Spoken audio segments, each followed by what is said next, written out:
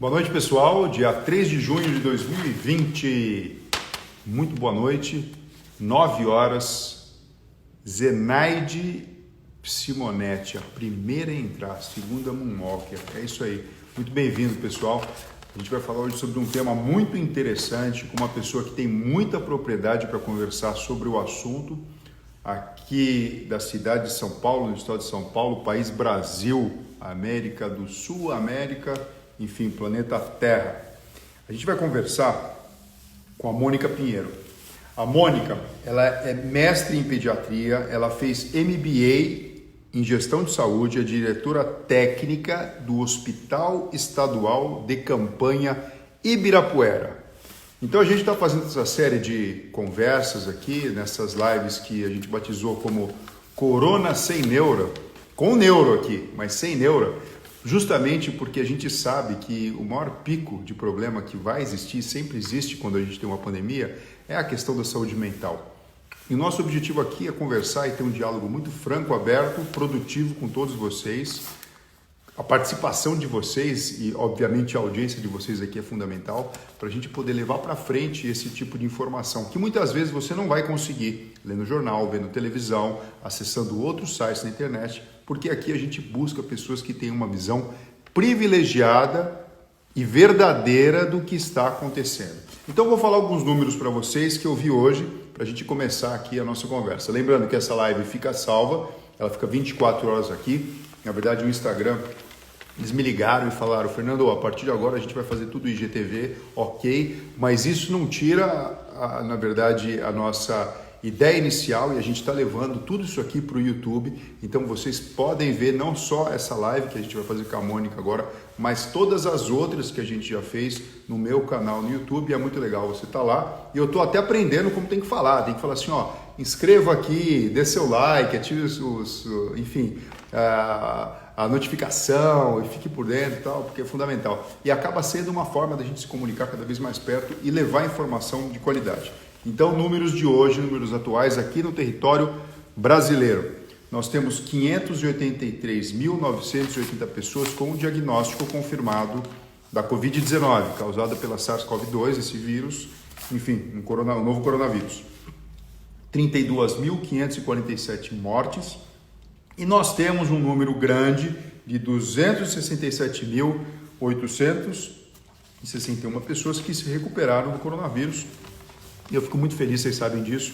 O nosso enfoque é justamente levar uma coisa positiva, verdadeira, de progresso e de sucesso e de melhora, porque senão a gente pira se ficar olhando simplesmente em números negativos, apesar de respeitar, entender e lutar para que não aconteçam as mortes e os problemas maiores, mas a gente tem que olhar para o lado positivo, porque isso é o que dá força para a gente aqui da área da saúde, de continuar andando, progredindo, para que a vida seja mantida e, sobretudo, a qualidade do nosso país, da saúde mental de todo mundo continua. Vamos ver se a doutora Mônica já está aqui solicitando, acredito que sim, e ela entra aqui junto com a gente em mais essa live Corona Sem Neuro.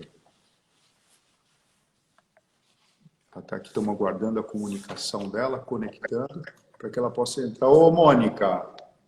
Oi, Fernando. Tudo bem? Como é que você está? Eu tô ótima, graças a Deus. E você? Eu estou ótimo também. Você está me escutando bem? Eu tô. Você tá? Estou escutando você muito bem. Acho que os nossos seguidores aqui também estão. E, em primeiro lugar, gostaria de agradecer muito por você ter destinado esse tempo. Eu sei que a sua vida está super corrida. A missão que você pegou, ela não é fácil, né? A gente sabe disso. Mas é muito bacana ser daqui justamente para a gente conversar com as pessoas de uma forma mais aberta, mais humana e levar para todo mundo essa realidade que está acontecendo aqui na nossa cidade, no nosso estado, no nosso país e ao redor do mundo, que são os hospitais de campanha. Ô, Mônica, ia pedir para você primeiro contar para a gente, explicar aqui o que é um hospital de campanha. E chama campanha por quê? Faz alusão a tempos de guerra, quando a gente fala um hospital de campanha para salvar soldados que tenham se machucado? É isso? É por aí, é por aí. Realmente é uma tenda, né? O hospital, ele foi montado, né? Porque não é uma estrutura de concreto, vamos dizer. É uma tenda mesmo. Só que é fantástico. A gente, quando pensa assim que é um hospital, que é uma tenda, uma campanha, né, alguma coisa assim, pensa que é qualquer coisa, mas não é. Lá dentro é um hospital super bem equipado, super bem preparado, com tudo que precisa ser para o atendimento das pessoas. E isso é, eu até agradeço, Fernanda, essa oportunidade de esclarecer, porque às vezes tem pacientes que têm medo de ir para o hospital de campanha, porque ele pensa que é um hospital não adequado para receber ele. Quando ele chega lá, ele fica surpreso com o atendimento que recebe dos profissionais, com a estrutura que é disponível para ele, um quarto individualizado, né? Então, o hospital de campanha veio dessa visão mesmo de você montar um hospital dentro de uma floresta ou dentro de um campo de guerra, mas a gente trouxe essa tecnologia para poder expandir mais hospitais para o atendimento de Covid, né? Ô, Mônica, quando a gente fala de São Paulo, a gente está falando enfim, da grande cidade, acaba sendo a menina dos olhos do nosso país, que faz parte do grande estado, que acaba sendo a locomotiva econômica do nosso país, essa é a mais pura verdade. Então, tudo que a gente faz aqui reflete o que tem de melhor e mais avançado no nosso país. Com muito carinho e respeito para todos os outros estados e cidades, mas na verdade, assim, a gente aqui está com um grande problema pela questão de a gente configurar o epicentro da pandemia aqui no nosso país, e ao mesmo tempo a gente tem o orgulho de ser paulista, paulistano, e de estar aqui na crista da onda. Aqui na cidade de São Paulo, a gente tem 3 hospitais de campanha. A gente tem do Ibirapuera, a gente tem do Pacaembu e a gente tem do Anhembi. As pessoas me perguntaram aqui, através das redes sociais, eu acho que aqui é bem oportuno a gente conversar. É tudo igual? Como é que funciona isso? Ou tem algum que é municipal, outro que é estadual? Eles se conversam? Por que existem hospitais de campanha? Recentemente abriu mais um também, que é em Heliópolis, que é também do estado, tá? Então são E 4. Em São Paulo nós temos 4 hospitais de campanha. eu não sei se já inaugurou outro, mas que eu conheço ainda são 4. O AMB, né, como você falou, o Pacaembu, o Ibirapuera e agora o do Heliópolis. Estão perguntando aqui, Mônica, quantos leitos disponíveis? Mas acho que antes disso a gente podia falar. O do Ibirapuera é estadual. O Ibirapuera. Pacaembu, Pacaembu e Anhembi são municipais e o do Heliópolis também. E o Heliópolis é estadual também. Entendi, entendi. Então são 2 estaduais, 2 municipais. E são quantos leitos assim? Você sabe de cabeça? O nosso tem 268 leitos, são 240 leitos de enfermaria e 28 que a gente chama de estabilização, em que se o paciente ficar grave, a gente tem condições de atender e poder transportá-lo com segurança para uma UTI, tá? O do Heliópolis, que eu conheço também, porque é do estado e é da mesma empresa que está gerenciando o Ibirapuera, ele também tem por volta de 200 leitos e ele tem leito de UTI. No caso, Ô, o Mo- Heliópolis também tem leito de UTI. Ô, Mônica, quando você fala assim, tem uma empresa gerenciando, então significa que não é o governo propriamente dito? Ou o governo usa. É o governo.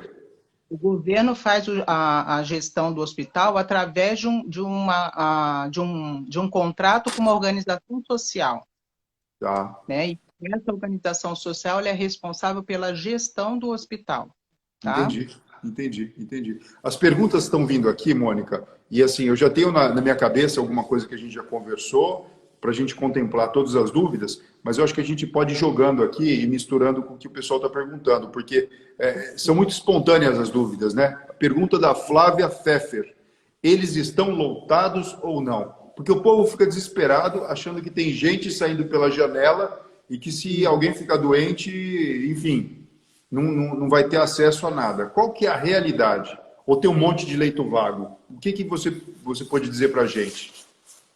Você falou uma coisa um pouco antes, que realmente a gente está em São Paulo e a gente tem que ter muito orgulho realmente do trabalho que está sendo feito na área da saúde, né? Porque há todo um planejamento para que não falte leito para a assistência das pessoas. E a gente sabe que está difícil das pessoas fazerem o isolamento como deveria ser feito em quantos outros lugares, tipo o Japão fez, ou a Nova Zelândia, né? O Brasil está tendo uma dificuldade para fazer o isolamento. Então, está sendo investido a questão de garantir leitos. Porque sempre você ouve dizer que o problema da pandemia é não garantir leitos, que a grande maioria, como você colocou aí, os pacientes que já recuperaram, lá no nosso hospital mesmo, mais de 60% dos pacientes já estão em casa, com as suas famílias, estão curados, né? Uma pequena quantidade é que às vezes fica muito grave, chega a obituar. Mas a gente sabe que esses números de óbitos é o que eu falo. Ah, mas é pouco óbito. Eu vi outro dia Copacabana tendo uma manifestação para pegar Covid. Eu falei, gente, pelo amor de Deus, que um que morre é uma pessoa. E a gente tem um monte de história para contar, muito, muito bonita, muito triste, né? Mas os hospitais de campanha veio para garantir mais leito para a população. Agora Então, sim, Mônica, a pessoa chega, se ela tiver com sintoma, ela não vai no hospital de campanha. Como é que funciona isso? não, eles são os hospitais que são realmente direcionados apenas para o atendimento de Covid, então a gente não atende nada além disso, justamente para tirar de dentro dos hospitais esses pacientes e poder os outros hospitais terem condições de atender as outras patologias que não deixaram de acontecer. Então, existe uma central de regulação de vagas, tanto do município quanto do estado, que se comunicam e têm acesso a todos os hospitais que podem atender a pacientes de Covid. Então, pela central de regulação do município, ele regula os hospitais do município. Pela central de regulação do estado, ele regula do estado e, quando o município vê que não tem leito, ele passa para o estado procurar leito também.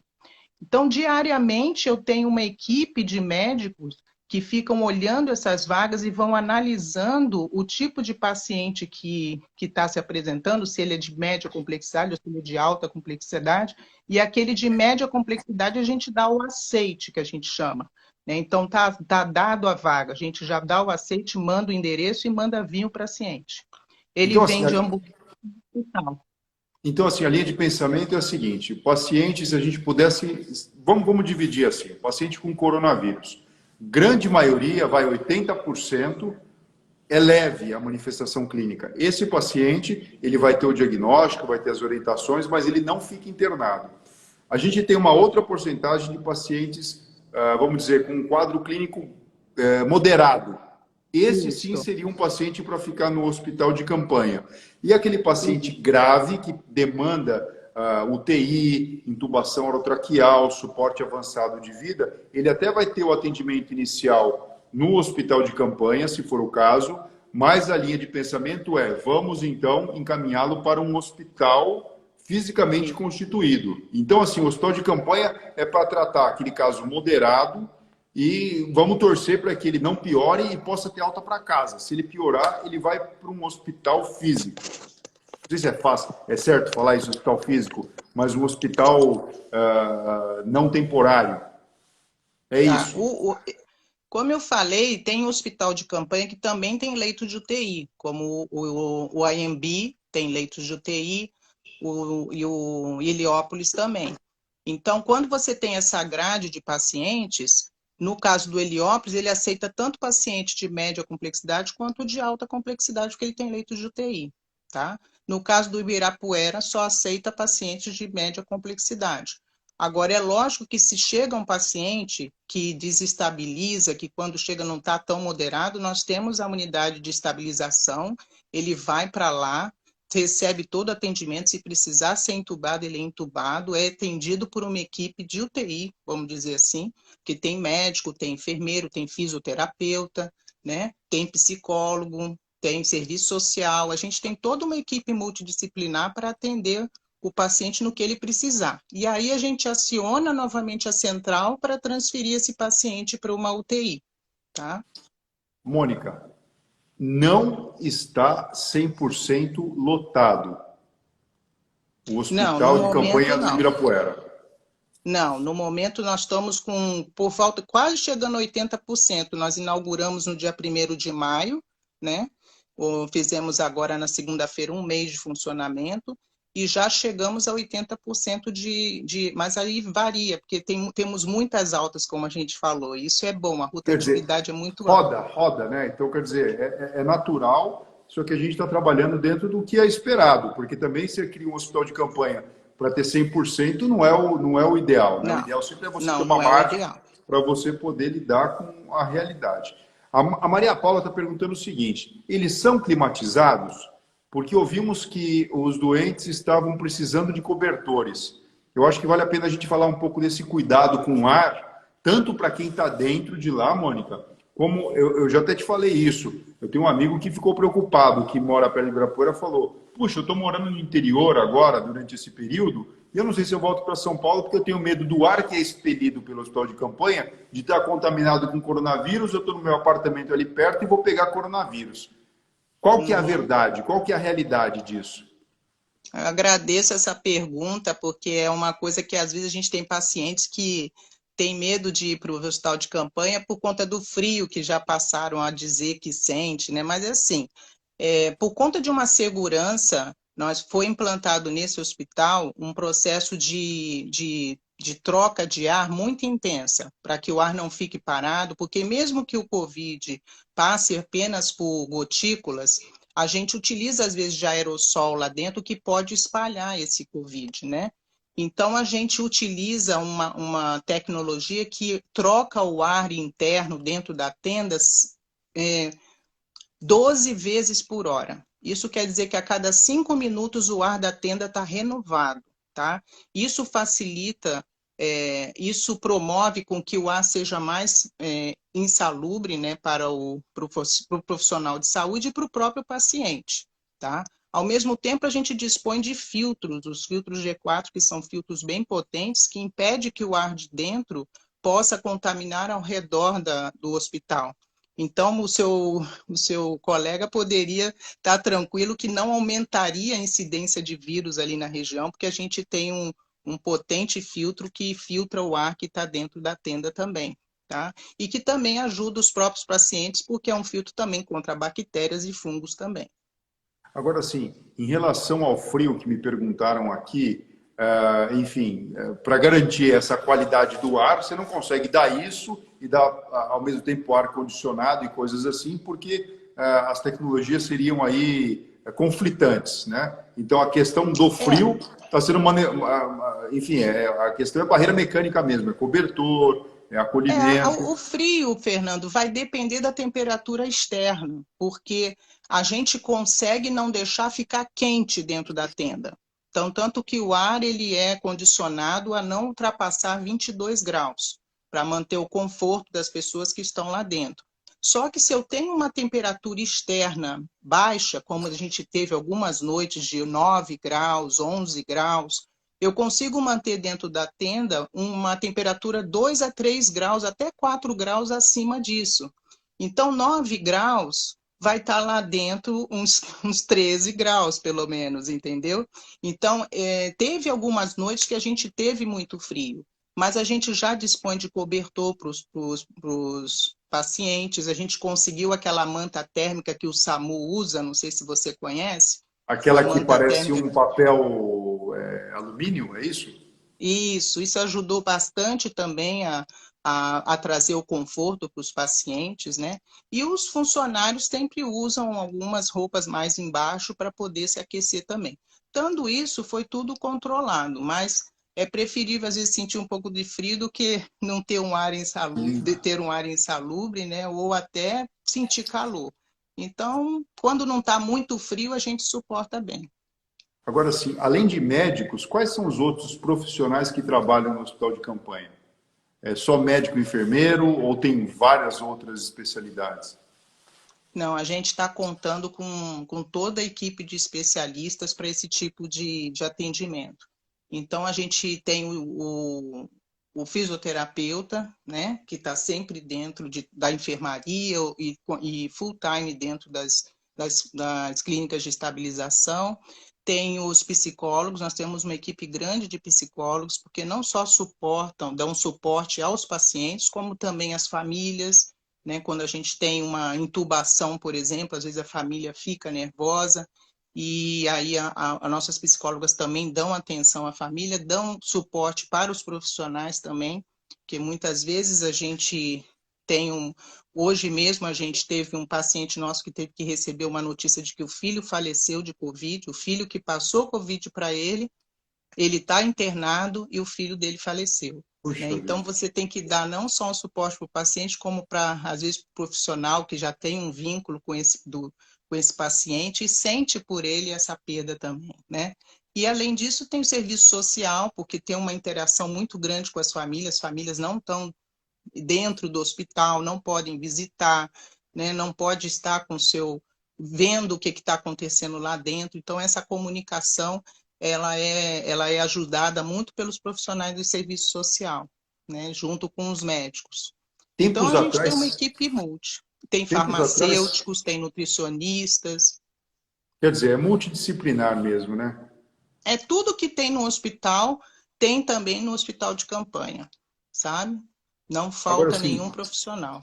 tempos atrás existia uma grande preocupação com a humanização do tratamento e a proximidade do paciente, porque a gente sabe que quando você está perto de quem você gosta, você pode resolver diversas coisas e, sobretudo, diminuir a ansiedade e o estresse, e isso até impacta no sistema imune. O que a gente mais quer aqui é que a parte imunológica esteja funcionando bem. Como é que está sendo esse desafio, Mônica? Porque eu imagino, as pessoas que estão ali, elas não podem receber visita, como geralmente num É. hospital pode, né? Até alguns lugares fora do país, a gente já viu isso, UTIs com propostas de serem abertas, em lugares que parecem um campo. E como é que está sendo feito isso? De alguma forma, a tecnologia está ajudando nesse contato para tentar, pelo menos, aquecer um pouquinho essa distância? É, isso é verdade, né, Fernando? Acho que o Covid está fazendo uma bagunça geral, né, em tudo, né? E realmente, dentro do hospital, a gente está tendo que fazer grandes mudanças nesse sentido, porque, como você falou, há uns 20 anos atrás, a gente resolveu trazer a família para o cuidado, né? Começou com o parto humanizado, a participação do familiar no parto, e assim foi, né? As UTIs abrindo, como também você disse agora, e, de repente, com o Covid, isso não é possível, porque senão aumenta os riscos de contaminação. Então, a família não entra no hospital, a família não tem contato, ela não conhece como está lá dentro. E aí, como você explicar algo que para ela, às vezes, é fantasioso? O que, que é um hospital de campanha? Onde meu pai ou meu filho ou a minha mãe está? Eu não consigo ver, eu não consigo falar com o médico pessoalmente. Então, isso é um grande desafio, tratar com essas famílias. E você lembrou bem, a tecnologia tem nos auxiliado. É lógico que não é a mesma coisa, mas tem nos auxiliado como há muitos, né? Com o vídeo, por exemplo. Então, a gente faz os boletins médicos que são dados diariamente, são feitos inicialmente por telefone. A gente fez bastante vídeo no início, mas algumas famílias não tinham uma internet que conseguisse manter uma comunicação adequada. Então, a gente optou mais pelo telefone e fazemos vídeo quando necessário, né? Por exemplo, no festa de aniversário. A gente tem feito muita festa de aniversário dentro dos hospitais, todos são, são presenteados com um bolo, com uma festa, com balões. E nisso a gente faz o vídeo com a família também. Quando ele recebe essa primeira informação, depois a gente faz boletins por WhatsApp. E nesse WhatsApp, aí que entra o serviço social. Eles comunicam muito com a família pelo WhatsApp. E qualquer dúvida leva para o médico para fazer ou de novo um boletim por telefone, ou se está tudo tranquilo, continua as informações diárias do estado de saúde do paciente.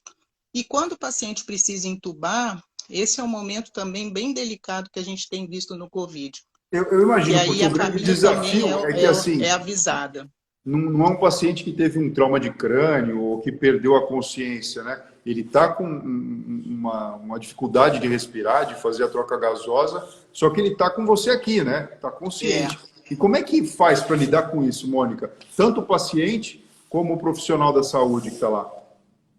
olha, é outro lance diferente, né? Porque tá assim, tá falando que nem você, Fernando, com a gente, né? Muito paciente, a gente olha, tá lá conversando com a família, só que quando a gente vai fazer os controles de gasometria, os controles de oximetria, a gente vê que ele não tá em condições de manter o seu padrão respiratório por muito tempo. E a gente tem que conversar com ele, chegar para ele e falar que você vai ser entubado, né?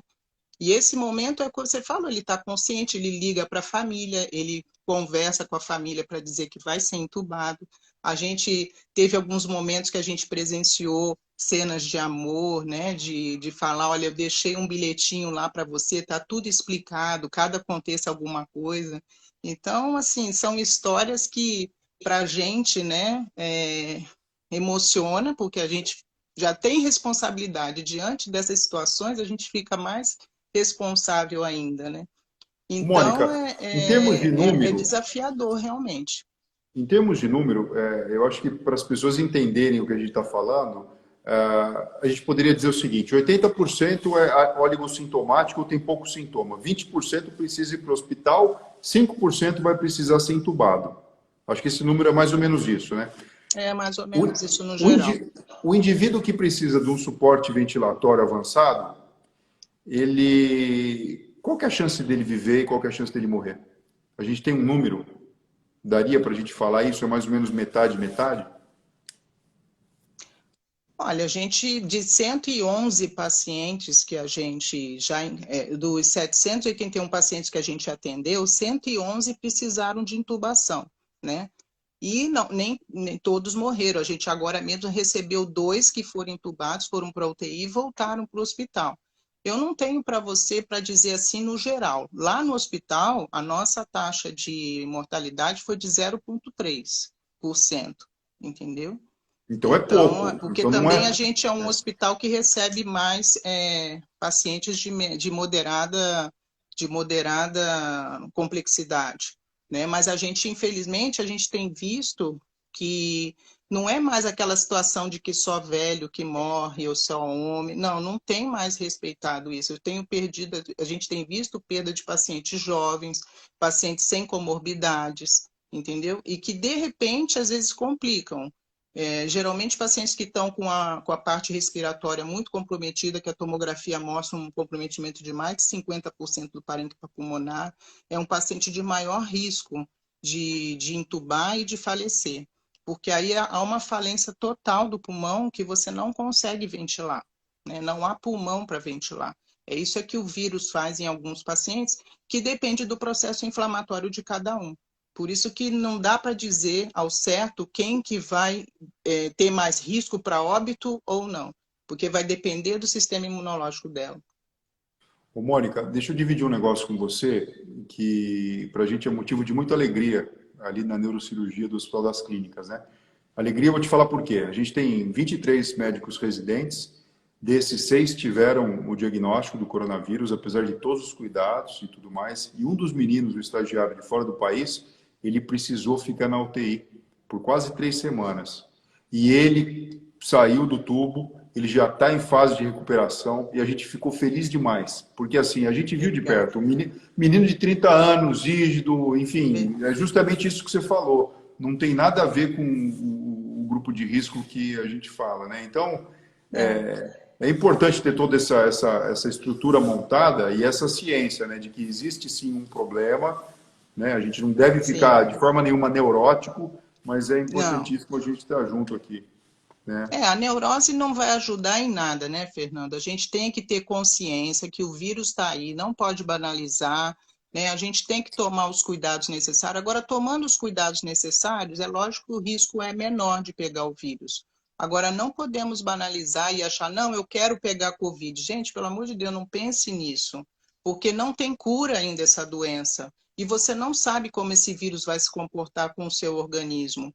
E hoje, essa estatística que era da Europa, de só dar em pacientes idosos, não está sendo repetida aqui no Brasil, né? A gente está perdendo pacientes com 30 anos, com 39 anos, tem sido internado paciente de... Eu tive agora, estou com uma menina de 17 anos internada, entendeu? Lá no nosso hospital. Então, depende muito. Então, a gente não pode se achar que a gente é super-homem que possa enfrentar o vírus, entendeu? E a Sim. área da saúde está batalhando bastante para poder garantir a saúde aí das pessoas que precisam dos hospitais. Olha só, o André Gasparotto, nosso amigo cardiologista lá da Beneficência Oi, Portuguesa, entrou aqui André. agora há pouco e está acompanhando aqui a nossa André é live. um grande intensivista, né, Fernando? Seu Deus me livre pegar coronavírus, mas se eu pegasse, eu queria que ele me tratasse. É um cara que se dedica, né, de corpo e alma, né? E Sim, isso cara é de alma. extremamente importante. Ô, Mônica, todos os pacientes que estão lá, eles têm o diagnóstico através da pesquisa do PCR ou tem também a sorologia? Como é que está sendo feita essa confirmação? Quando a gente fala os números, que nem eu disse aqui, ó, no Brasil hoje o número é 583.980 pessoas. Como é que funciona dentro do hospital de campanha? Para o indivíduo ser recebido, ele precisa ter o diagnóstico confirmado? Ele precisa ter uma suspeita grande. Qual é a suspeita? Ele tem aquelas clínicas, né, de tosse, febre, falta de ar, né, falta de olfato, falta de paladar. Então, assim, aqueles sintomas clássicos do COVID, que não é específico, mas que no momento, a síndrome gripal, quando faz o raio-x e tem um infiltrado no raio-x, já é uma suspeita de COVID. Isso geralmente colhe o PCR no local e manda para o hospital de campanha. Quando o hospital que está atendendo e tem tomografia, às vezes a gente já recebe a tomografia que confirma, porque assim, o raio-x ele já pode o comprometimento, mas ele não delimita, porque ele não aparece tudo. Como você pode ter raio-x normal e na hora que vai fazer a tomografia, você vê um acometimento maior, né? Como nós temos tomografia dentro do hospital, então mesmo os pacientes que estão em pronto-socorros, que a gente sabe que não vai ter condições de esperar para fazer uma tomografia, a gente, com essa evidência radiológica, a gente traz para o hospital de campanha, faz a tomografia. Se a tomografia confirma a imagem típica, que é o de vidro fosco, ele já tem um diagnóstico de COVID para nós. Então, ele fica no hospital para ser atendido. E a gente aguarda o PCR chegar. Ô, Mônica, então tem tomografia no hospital de campanha? Tem tomografia, tem raio-x. É um hospital super equipado, Fernando. Você tem que ir lá para você ver. É muito equipado. Entendeu? As pessoas podem ter segurança de ir para um hospital de campanha, tá? Tem eu vou tudo. conhecer sim, eu vou aceitar seu convite e vou lá conhecer. Tenho muita Não, vai curiosidade de lá. ver de pertinho o trabalho. Você sabe que a gente tem Não uma dá para preocupação? oferecer para todo mundo, né? Mas como você é Sim, médico, né? A gente conversa lá. Né? Tô esclarecendo, porque senão todo mundo quer conhecer o hospital de campanha, não é possível por conta dos riscos, né? E a gente não tem estrutura para visita, assim, né? Mas a gente pode dar um jeito de você ir lá sim e depois passar para o seu pessoal aí, né? Como é que é lá o hospital sim, de sim. campanha. Não, o convite eu aceito aqui. Eu vou me organizar, depois a gente combina direitinho e eu quero conhecer sim, porque é importante a gente levar essa informação para todo mundo, né? Sim, Exatamente como funciona, porque fica realmente uma coisa na imaginação do tipo, o que acontece lá dentro e a gente, na verdade, percebe que assim são todas as pessoas, né? São os pacientes que têm os seus medos, inseguranças, a vontades, desejos, família. a família e os profissionais da área da saúde também, né? Na verdade, é tudo uma Sim. coisa só, né? Não, E eu então tenho isso, médicos falando que estão assim encantados com a estrutura que eles têm de trabalho, né? Que eles falaram que eles não imaginavam, né? Que eles foram para poder realmente assistir o paciente, mas não pensaram numa. E assim, é tudo prontuário eletrônico, medicação no Palm, entendeu? É tudo high-tech mesmo, não tem. Não é tupiniquim, né? Como dizem que o Brasil é tudo tupiniquim, não é não. não, você sabe Temos que eu particularmente eu falo muito isso. Eu falo, gente, a gente tem uma síndrome que cada vez mais, graças a Deus, está ficando deixado de lado. Eu falo a síndrome do vira-lata. Então a gente acha que tudo que faz lá fora é maravilhoso e o que faz aqui é esquisito e que se falaram que lá fora não funciona, então aqui não vai funcionar também. E a gente sabe que a gente tem pessoas e muitos cérebros aqui muito, muito, muito atentos, dedicados, estudiosos, como o seu, que estão aí se entregando para a causa. E, sim, enfim, a gente precisa saber disso, a gente precisa ter orgulho do nosso povo, e não só do povão, mas de todo mundo mesmo, né? De quem está à frente de desafios tão grandes como esse, e que, assim, a gente tem uma posição de destaque na medicina mundial, as pessoas não sabem disso, não têm noção, porque quando um brasileiro vai para fora trabalhar como um médico estagiário, então vai fazer carreira, a gente é extremamente respeitado lá fora justamente pelo nosso grau de dedicação e força de trabalho, né? E muitas é. vezes as pessoas não sabem disso. E é assim que funciona, porque, bom, É, você sabe mais do que eu disso, né? na verdade. Porque isso é verdade, Fernando. A gente, às vezes, não dá valor para as coisas que a gente tem, porque sempre pode ocorrer algum problema, mas isso não pode generalizar. E o brasileiro, às vezes, tem mania de generalizar, né? Ô, Mônica, eu queria, se você topar aqui, eu queria fazer uma provocação. Vamos lá. No bom sentido, tá? Uhum. Porque assim, se não for para causar, se não for para levar informação para o povo, talvez nem justifique a gente estar aqui, tá? Então eu queria mostrar uma coisinha para você aqui e queria que a gente falasse um pouquinho sobre isso, porque algumas pessoas têm perguntado aqui como é que é a questão de medicação e tudo mais. Tem um medicamento aqui, ó, chamado hidroxicloroquina, que a gente sabe que está causando uma super hiper polêmica. Então eu mostrei para vocês a caixinha aqui, ó, o nome, tem o nome comercial, mas vamos falar do nome do sal. Sulfato de hidroxicloroquina, 400 miligramas. Então, esse remédio aqui deu o que falar. Semana passada eu estava discutindo um tema sobre o canabidiol, que também é um outro remédio que dá uma super discussão, e hoje em dia a gente sabe que existe um grande princípio de controle de doenças do cérebro, da mente, então epilepsia, esclerose múltipla, Parkinson, insônia, depressão, etc. Mas a hidroxicloroquina, que há muitos e muitos anos vem sendo utilizada para lúpus, artrite, para malária e assim vai, e de repente surgiu com uma forma de profilaxia. Aí criou um rebuliço. Então, um camarada na França soltou um trabalho inicial mostrando que poderia ter efeito, aí depois vieram trabalhos mostrando que parece que não tem efeito, aí casuísticas gigantes demais, em revistas de grande impacto, estou falando da Lancet, e um monte de gente questionando, pô, será que é verdade mesmo isso aí tudo? E de repente o OMS fala, não tem mais nada a ver usar hidroxicloroquina, e uma notícia fresquinha é que parece que a bendita aqui, agora o OMS voltou atrás e falou, não, segue com protocolos porque ainda os resultados não são definitivos. Fala pra gente, Mônica, você que está na linha de frente total, né? Um pouco sobre Fernando, essa situação. foi ótimo. Então, para você ver como que é difícil para a gente hoje dar alguma informação concreta, né? Quando alguém está com um ente doente e quer que a gente fale o que vai acontecer. O coronavírus, nada tá concreto. Então, a gente viu agora recentemente vários estudos que foram questionados, as metodologias. Então, assim, está difícil da gente conseguir ter um consenso com relação a, por exemplo, a hidroxicloroquina, porque às vezes aparecem trabalhos mostrando a sua efetividade, e daqui a pouco aparece um que diz que não é tão efetivo assim, que os efeitos colaterais são grandes, aí não, reduz a dose, que talvez os efeitos colaterais diminuam. O fato é o que a gente tem, o que a gente estava usando há 2 semanas atrás, era fazer a hidroxicloroquina nos pacientes que precisassem, num quadro mais moderado. No caso leve, a questão de usar profilaticamente, como algumas pessoas às vezes querem usar, para evitar de desenvolver a doença, isso realmente ainda não apareceu nenhum trabalho que evidenciasse isso, tá?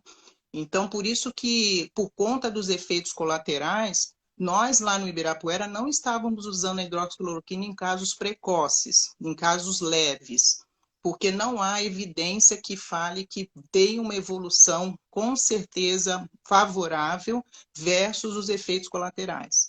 E aí a gente usa nos casos moderados e observando os efeitos colaterais. Alguns pacientes têm contraindicação, então talvez não use a hidroxicloroquina. Semana passada, com o Lancet, a gente recuou. A gente passou a não usar hidroxicloroquina. E aí, como a gente até conversou, hoje eu recebi que a Organização Mundial de Saúde voltou a autorizar os experimentos com hidroxicloroquina. E a gente está no trabalho da coalizão, né? Que está o Círio, o Einstein, o Oswaldo Cruz, o Hospital Ibirapuera e todos os hospitais da empresa que está gerenciando Ibirapuera, que é o Seconce, vão participar desse projeto também. Quer dizer, nós vamos ter um N maior de pacientes que podem melhorar os resultados desses estudos. Então, o que eu posso dizer é que nada é concreto ainda. Eu não posso dizer se a hidroxicloroquina é realmente ou ela não é realmente. Ela é uma grande promissora, porque é uma medicação barata, né? E a gente sabe que estão se estudando outras drogas, mas são outras drogas mais caras, como o Remdesivir, né? E a gente está esperando os trabalhos que estão aí em andamento para trazer realmente alguma coisa concreta. Mas você vê, se a própria Organização Mundial de Saúde, há 2 semanas atrás, tem uma posição e agora ela volta com uma outra posição, isso é Covid, viu, Fernando? Nada é permanente, nada é certo, ninguém pode controlar nada. Eu acho que essa situação veio realmente para mexer com a nossa mente, para sair do quadradinho, pensar em tudo, pensar na sua vida, pensar em si, pensar nos valores. E aí, quando alguém quer para a gente algum protocolo concreto, eu não tenho para dar. O que a gente pode dizer é que a gente está fazendo tudo que é disponível para salvar a vida dos nossos pacientes, né? E a gente tem usado de medicamento, às vezes a azitromicina quando tem a infecção. Em alguns casos a gente usa o corticoide, que está mostrando que nos quadros mais graves é importante para diminuir o processo inflamatório. E o nosso grande vilão também no COVID é a trombose. O COVID tem causado, às vezes, esse quadro súbito, que faz com que alguns pacientes a gente perca por conta dele, pacientes que às vezes fazem infarto cardíaco ou faz um TEP, né, que é o tromboembolismo pulmonar. E esse é o maior vilão nosso no COVID também, depois do comprometimento pulmonar. São pacientes que às vezes estão na fase já de melhora e fazem um quadro trombótico grave. Né? Então, todos os pacientes que têm COVID hoje, que são internados, eles recebem profilaxia contra o tromboembolismo. Tá? E a gente Então, está hoje é falando de mais ou remédios menos que vão favorecer a não formação de coágulos, né? Isto, porque o COVID tem se mostrado ele interfere bastante no sistema de coagulação das pessoas, tanto que um dedímero, né, que é o que a gente mede nesses pacientes, ele é bem alto. A gente tem pacientes com dedímero com risco de tromboembolismo que tem um nível X, né? E nos pacientes com COVID é bem alto o dedímero. Então, o quanto que ele mexe com o sistema de coagulação e o risco de trombose. Mônica, perguntaram aqui sobre a ivermectina, que é Não tenho experiência com a ivermectina. Eu sei que estão estudando outro modelo, que é o ANITA, né, que é o nitazoxanidina, né, que está também em estudo, mas também não tenho experiência com a ANITA. Tá. Então, na prática, assim, o que existe é a utilização de antibiótico, como, por exemplo, a azitromicina, associado ou A não com a hidroxicloroquina, com a hidroxicloroquina, azitromicina. anticoagulantes para evitar o problema da trombose, suporte, e lá fora o que tem se usado é o Remdesivir, que a gente não tem, né? Tem trabalho com plasma, né? De pessoas que tiveram tem COVID, estudos com plasma. estudo com isso. Mas o grande lance, na verdade, é o suporte, né? Então, assim, é o suporte O suporte ventilatório, respiratório. é a questão de alguns pacientes que precisam fazer diálise também, muitas vezes vão ter essa abordagem também, e a gente aposta muito, na verdade, no próprio sistema imunológico da pessoa. Parece que tem uma questão genética ou muito individual de cada paciente nessa resposta, né? Que talvez tenha uma correlação ou não com a carga viral que ele foi exposto, enfim, né? A gente não sabe ao certo. Estão perguntando aqui, ó, a Fantini, perguntando sobre o zinco e a vitamina D, se isso é utilizado, porque assim, já mostraram que parece ter alguma correlação, né? Mas, enfim, vocês têm utilizado? Dizer que essas outras medicações, Fernando, estão sendo usadas provavelmente em estudos, mas a gente é um hospital assistencial, então é importante que as pessoas entendam que o hospital não está autorizado a usar drogas que estão em estudo, porque são estudos controlados, estudos que são autorizados, e a gente precisa esperar esses resultados para poder colocar nos nossos protocolos. Tá? Então, hoje o que tem de estudo com a hidroxicloroquina, por exemplo, a gente usa no paciente mais grave.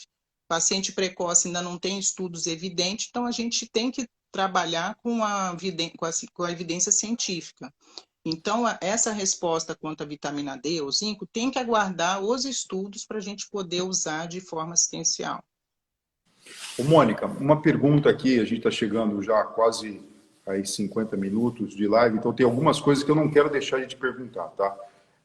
Em termos de administração pública, em termos de tudo, a gente está entendendo que é recurso humano envolvido. Então, a gente conversou um pouquinho antes, quando você estava para inaugurar ali o hospital com toda a sua equipe, daquele estado que você me falou, que eu fiquei muito feliz de que você me descreveu assim. Bom, os profissionais, todo mundo que está envolvido ali está indo, não é pela questão do dinheiro, não é um trabalho. Na verdade, é o sentimento de missão, de ir lá como, enfim, pessoa que está se entregando pelo compatriota, pela pessoa que está aqui. Mas, assim, em termos de recurso, como é que fica isso tudo depois? As pessoas que estão trabalhando lá, quando passar a pandemia, a necessidade do hospital de campanha, elas vão ficar sem o emprego? É um contrato temporário? E com todos os recursos físicos, assim, que nem você falou, olha, tem um negócio que troca o ar ali, e é super high-tech, tem a questão dos leitos, a questão dos ventiladores, a tomografia. Para onde vai tudo depois? É um hospital de temporário, realmente. Todos que somos contratados, inclusive eu, é um contrato temporário, né? Então, a gente está ali para fazer aquele trabalho, e lógico que, como a gente está trabalhando para uma empresa, a gente sempre até coloca para os funcionários, há uma chance dessa empresa acolher esses funcionários. Né? Não acredito que todos, mas alguns serão realmente absorvidos, como é os trabalhos de temporários do final de ano, do Natal, né? É uma oportunidade. A outra oportunidade que esses profissionais estão tendo é a grande experiência que eles estão adquirindo lá, porque são experiências inéditas até dentro da medicina, de trabalhar com essa... Hoje mesmo com o serviço social, a menina falou, nunca trabalhei por internet com famílias. Então, é um aprendizado que eles estão tendo. E eu tenho certeza que para o currículo deles, saindo desse hospital, eles vão ter muitas chances no mercado. Então, no final disso, já tem toda uma programação de ressarcimento dos profissionais, todos são contratados por CLT, exceto alguns terceiros que são por empresas, né? Mas eles têm dentro do contrato essa finitude do contrato, então tudo já está programado. Né? O material deve retornar para a secretaria e ela disponibilizar no própria rede pública, porque são todos equipamentos adquiridos pela rede pública, pelo Quer dizer, governo, então é do Estado. é tudo novo, o tomógrafo é novo, o ventilador é novo, os leitos são novos, e depois isso provavelmente vai ser distribuído para os hospitais públicos, no caso, se o hospital de campanha é do Estado, para os hospitais estaduais. É mais ou menos Sim, com isso. certeza, porque sempre há uma renovação do parque tecnológico dos hospitais, né? Então, com certeza, não vai faltar lugar que possa se beneficiar depois com uma atualização da tecnologia. Ô, Mônica, uma pergunta foi feita aqui sobre um tema que as pessoas às vezes ficam se questionando em relação à veracidade dos números e de atestado de óbito, então acho que a gente não poderia deixar de responder. A Michele Requizel, acho que é isso, não? Requiesel, não sei se eu falei direito. Ela pergunta o seguinte: podem explanar como é a situação dos atestados de óbito quando Covid em São Paulo? Como é que funciona? O paciente, por exemplo, faleceu no hospital de campanha. O atestado de óbito dele vai ser relacionado à Covid-19, e aí ele entra para essa estatística que a gente lê, e o paciente que você dá alta, ele entra para essa estatística de recuperado? Isso, porque a gente tem o serviço de controle de infecção hospitalar dentro do hospital, que hoje, na verdade, é um sistema epidemiológico. Então, ele faz todo o controle de resultados de exames para poder fazer a notificação do Covid suspeito ou do Covid confirmado, né? E o Covid suspeito, geralmente, é quando você não chegou a um PCR conclusivo ou você tem um PCR negativo, mas a tomografia é evidente de Covid. Então, é simplesmente uma semântica no sentido da notificação. Quando você fala assim, COVID confirmado, é aquele que você conseguiu confirmar pelo PCR ou por estudo de pesquisa de anticorpo, por teste de pesquisa de anticorpo, se ele realmente evidenciou a presença do vírus naquele paciente. Então, você tem um COVID confirmado.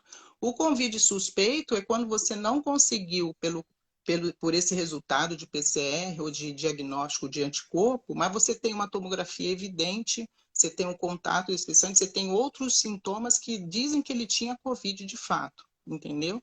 E isso tudo é notificado. O brasileiro é outro orgulho que a gente tem que ter, sabe? A gente tem um controle epidemiológico no Brasil fantástico, gente. Os epidemiologistas são pessoas que deviam ser mais valorizados nesse país, porque eles têm um conhecimento de todo tipo de doença infecciosa no Brasil que é excepcional. Eu dou parabéns aos infectologistas também que fazem esse trabalho dentro dos hospitais e todo tipo de doença é notificado.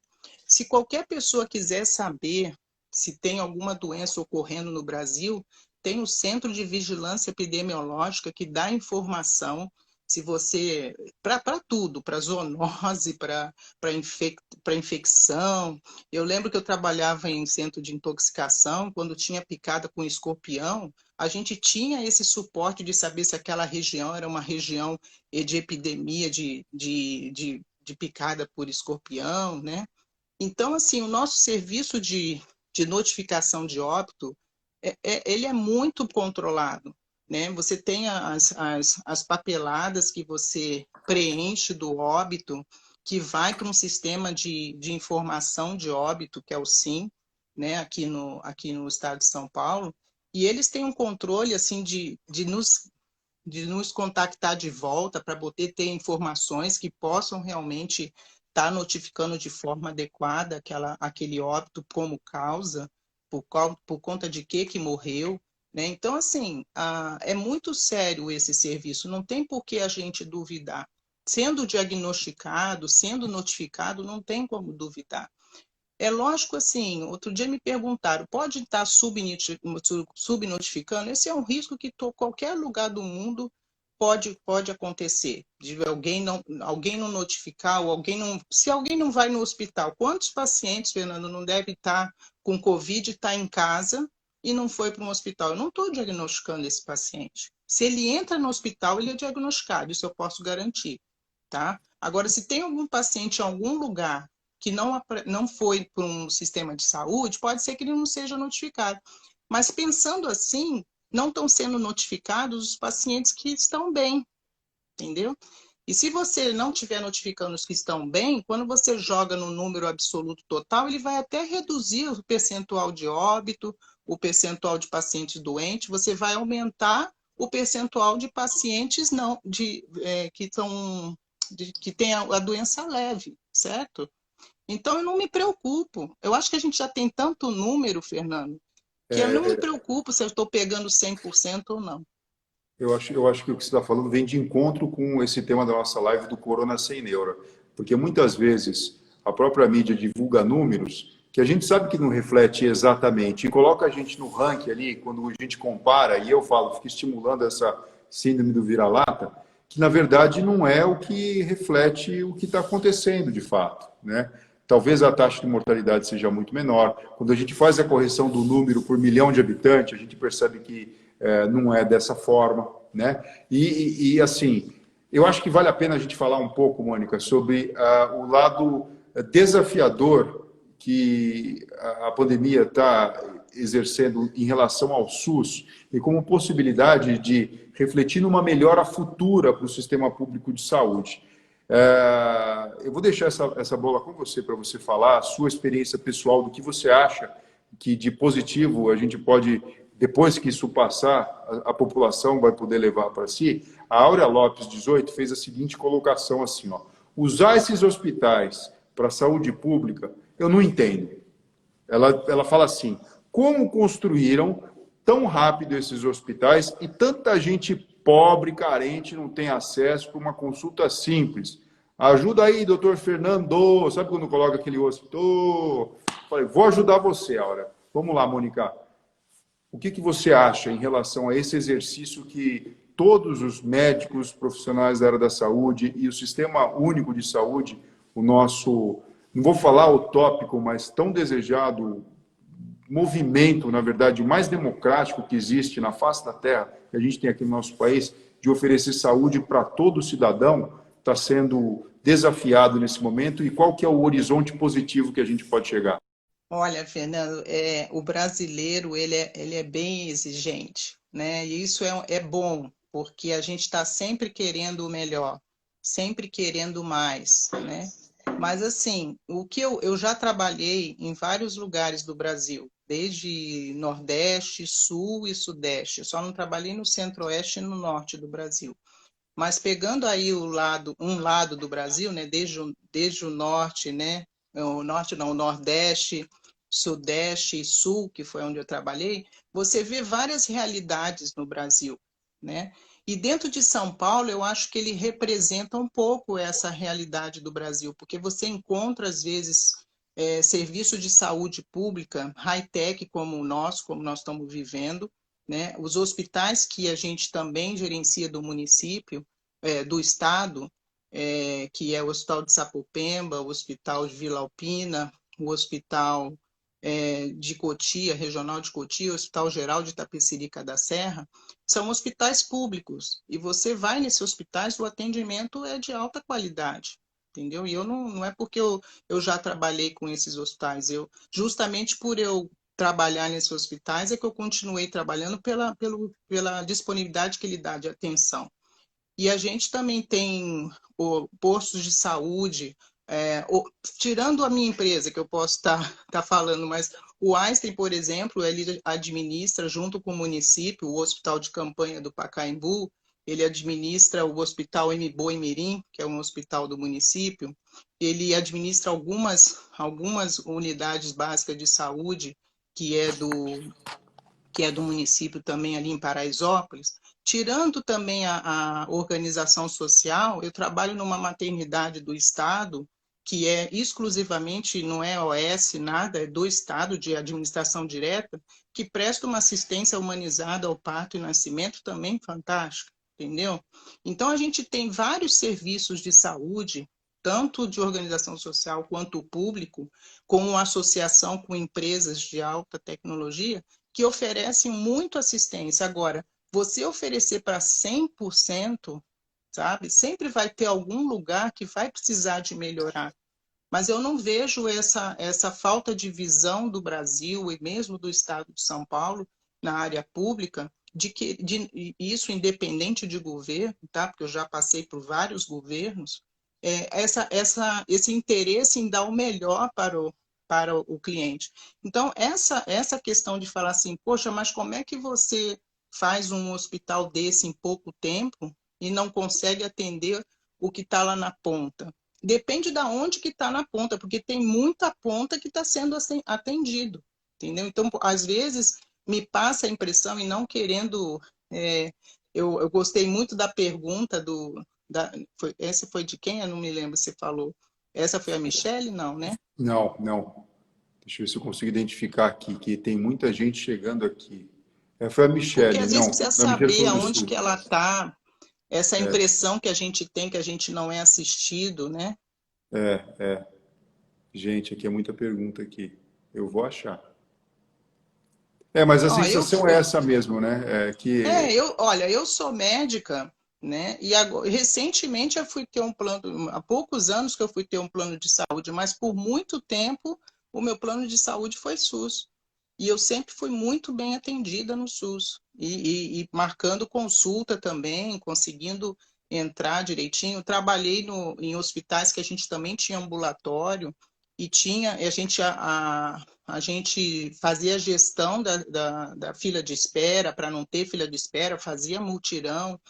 Agora, é lógico que sempre vai ter alguma situação que a gente não vai estar atuando 100%. Áurea Lopes 18. Áurea Lopes 18. Áurea, nome da minha mãe, olha. Pessoa inteligente essa daí. Ô, Mônica, eu acho que assim, na verdade... Eu não sei aonde você está, mas o que eu posso te dizer é que o Sistema Único de Saúde do Brasil nunca vai ser perfeito, tá? Nunca vai ser perfeito. A gente sempre vai ter algum lugar que a gente vai estar falhando e que poderia atender.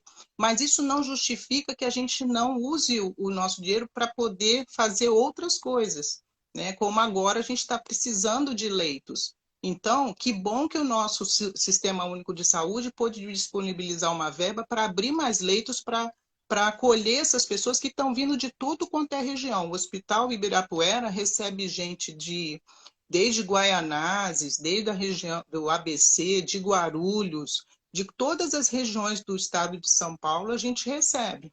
Não só da capital, mas de São Paulo também. Então, esses leitos estão disponíveis para qualquer pessoa, porque como a gente não recebe na porta, ela está em qualquer lugar e a gente traz essa pessoa de qualquer lugar para o hospital de campanha. Então, está disponível para qualquer pessoa. Não é só para a região do Ibirapuera ou para a região ali da central, não. É para qualquer lugar que precise de assistência. O Hospital Ibirapuera, como todos os outros, está disponível para a população. Eu acho que assim, né, o desafio dos profissionais da área da saúde, dos governantes e da própria população é justamente fazer honrar o conceito do que é o Sistema Único de Saúde, né? A gente entende que até para o SUS existir, é importante que a economia esteja bem, porque a saúde suplementar desafoga o SUS e também ajuda, na verdade, no próprio patrocínio do mesmo. É um sistema complexo, muito justo. Ele promove para a gente a questão da equidade, de todos poderem ter direito de chegar e ter acesso, mas ele depende de todos nós. E até a própria população também, ela tem um papel preponderante no próprio funcionamento do SUS. Não só em reclamar, né? Na hora que o indivíduo toma conta da própria saúde dele, ele faz um favor para ele e faz um favor para o próprio Estado. Quando a gente começa a ampliar a nossa consciência, a gente entende que a saúde do seu próprio corpo, das pessoas que você gosta, da sua família, e assim sucessivamente é importante para todo o contexto e conjunto, a gente começa a respirar saúde de uma forma diferente. A gente sabe, né, dos desafios que a gente tem para oferecer e dar saúde para todo mundo, mas eu acho que o principal ponto aqui de contato é que todos nós, né, não só o profissional da saúde, ou não só o governante, porque governo entra e governo sai, né? Então, um entra no governo do país, outro no do estado, outro do município, aí tem campanha, tem eleição, um entra, um sai, mas os médicos continuam sendo médicos o resto da vida, paciente continua sendo paciente o resto da vida. Então, assim, toda a população precisa, na verdade, respirar esse mesmo desafio. Ô, Mônica, deixa eu falar um negócio para você. Duas coisas. Em primeiro lugar, agradecer muito a sua disponibilidade, você ter dividido com a gente a sua experiência. Em segundo lugar, agradeço o convite e vou sim, depois a gente vai combinar, vou conhecer e quero mostrar para as pessoas aqui o que é um hospital de campanha de pertinho para todo mundo verificar. Gostei muito que você permitiu que a gente discutisse sobre esse tema aqui, que está dando tanto o que falar, justamente para mostrar que a Covid-19 veio para desafiar a inteligência da gente, o nosso poder de união, de amor e de perceber que toda a sociedade precisa estar junto, sim, somos todos brasileiros, para justamente conseguir combater o coronavírus e ter uma vida melhor. Isso aí, Fernando, falou tudo. Eu que agradeço a oportunidade, tá? E até de poder esclarecer aí para mais de 300 pessoas que estão aí junto com você nessa live, né? E com certeza o convite está feito, porque eu quero até que você nos ajude a divulgar e dar mais tranquilidade para as pessoas, né? Que tem uma assistência que pode ser dada e que eles podem contar com a gente lá no Hospital Ibirapuera. Eu tive pacientes que às vezes se recusaram a ir para o Hospital Ibirapuera porque não sabiam para onde estava indo e preferiu às vezes ficar num pronto-socorro que não teria condições de atender tudo que ele precisa. Então a gente precisa realmente desmistificar isso, né? E dizer de novo para a Áurea e para outros que estavam nos ouvindo que a gente está sempre em processo de melhoria. E no que a gente puder melhorar, pode contar que a gente vai estar melhorando. Ô, Mônica, você falou um negócio aqui fundamental, né? O hospital de campanha não é uma prisão, né? O paciente tem até o direito, se quiser, de recusar a ter esse benefício que a gente sabe, a gente que é da área da saúde sabe disso, que é um benefício que ele pode ter com mais chances né, de ter uma boa evolução. Muito bom. Muito Isso bom mesmo. Né? Ele tem direito e a gente fica lamentando quando ele pega esse direito de não ir. Ele perde a oportunidade de ter uma assistência que ele merece receber. Né? Então, estamos lá de braços abertos para receber quem precisar e mandar o mais rápido possível para casa. Já mandamos mais de quase 500 pessoas nesse primeiro mês já estão em casa com as suas famílias, e é isso que a gente quer. É isso aí, Mônica. Olha, um super beijo para você. Desejo que você tenha uma noite maravilhosa de descanso, porque amanhã eu tenho certeza que tem muito trabalho e tem muito paciente que precisa do seu carinho e do seu cérebro para tratar eles de forma adequada e forma carinhosa. Obrigada, viu, Fernando? Uma boa noite para você e para todos também. Tchau. É isso aí. Beijo, tchau. Beijo, tchau. Como é que eu...